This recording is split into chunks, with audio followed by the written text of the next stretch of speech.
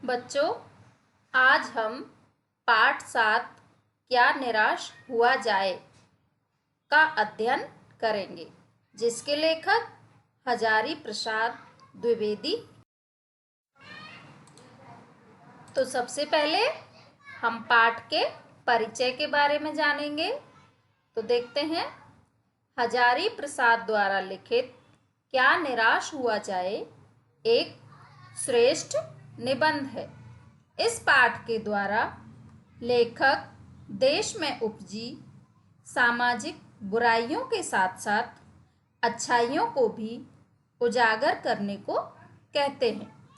वे कहते हैं कि समाचार पत्रों को पढ़कर लगता है कि सच्चाई और ईमानदारी खत्म हो गई है। आज आदमी गुणी कम और दोषी अधिक दिख रहा है। आज लोगों की सच्चाई से आस्था डिगने लगी है।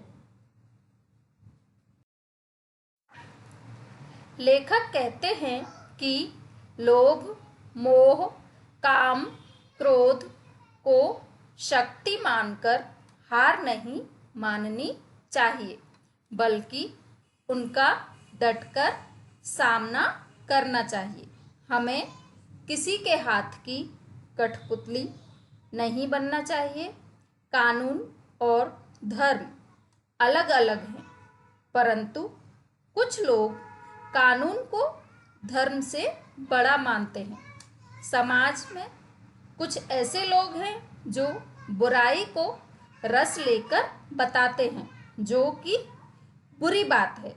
सच्चाई आज भी दुनिया में है, जिसके कई उदाहरण लेखक ने प्रस्तुत किए हैं। तो अब हम पाठ के सारांश के बारे में पढ़ेंगे। इस पाठ के माध्यम से लेखक आज के समय में फैले हुए डकैती, चोरी, तस्करी और भ्रष्टाचार से बहुत दुखी है। आजकल का समाचार पत्र हर आदमी पर विश्वास करने से रोकता है। जिस स्वतंत्र भारत का सपना गांधी, तिलक और टैगोर ने देखा था, यह भारत उनके सपनों का भारत नहीं है। आज के समय में ईमानदारी से कमाने वाले भूखे मर रहे हैं और धोखाधड़ी करने वाले राज कर रहे हैं।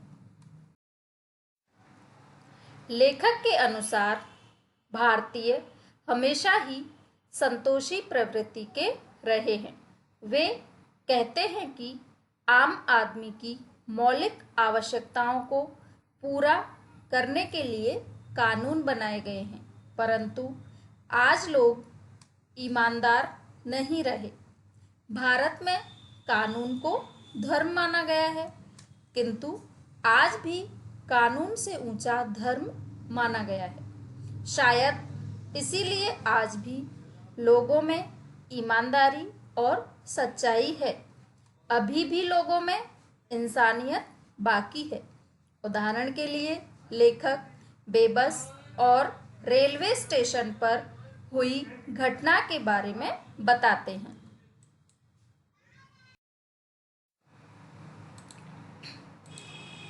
इन उदाहरणों से लेखक के मन में आशा की किरण जागती है और वे कहते हैं कि अभी निराश नहीं हुआ जा सकता। लेखक ने टैगोर के एक प्रार्थना गीत का उदाहरण देकर कहा है कि जिस प्रकार उन्होंने भगवान से प्रार्थना की थी कि चाहे जितनी भी विपत्ति आ जाए, वे भगवान में ध्यान लगाए रखें, उसी प्रकार लेखक को विश्वास है कि एक दिन भारत इन्हीं गुणों के बल पर वैसा ही भारत बन जाएगा जैसा वह चाहता है। अतः अभी निराश न हुआ जाए। तो बच्चों, इस पाठ में यही बताया गया है कि इस दुनिया में अच्छे और बुरे सभी प्रकार के लोग हैं, लेकिन फर्क हमारे नज़रिए का है कि हम सिर्फ बुराइयों को देखना चाहते हैं, यदि हम लोगों की अच्छाइयों को देखने लग जाएं तो आज भी लोगों में इंसानियत की कमी नहीं है, अच्छाइयों की कमी नहीं है। तो अब देखिए शब्दार्थ। दोष मीन्स अवगुण, अतीत मीन्स भूतकाल, बीता हुआ समय, माहौल मीन्स वातावरण, निरीह मीन्स कमजोर, पिसना मीन्स मुसीबतें झेलना मतलब कष्ट सहना, भीरू मीन्स कायर जिसको डरपोक बोलते हैं, बेबस मीन्स लाचार, संग्रह करना मतलब एकत्रित करना, किसी चीज को इकट्ठा करना, आचरण मीन्स व्यवहार, सुचारू मीन्स सही रूप से, अवांछित मीन्स निंदनीय, गंतव्य मीन्स जाने का स्थान। आगे देखो खोजने मीन्स ढूंढने, गहवर मीन्स गड्ढा, पतन, जीविका मीन्स कमाई का साधन, श्रमजीवी मीन्स श्रम करने वाला, फरेब मीन्स धोखा, पर्याय मीन्स दूसरा नाम, आस्था मीन्स विश्वास, संयम मीन्स नियंत्रण, उपेक्षा मतलब महत्व न देना, विचित्र अजीब, वंचना मीन्स धोखा देना, कातर मीन्स दीनता युक्त मतलब कि दीन दृष्टि से, किसी चीज को मांगने की दृष्टि से।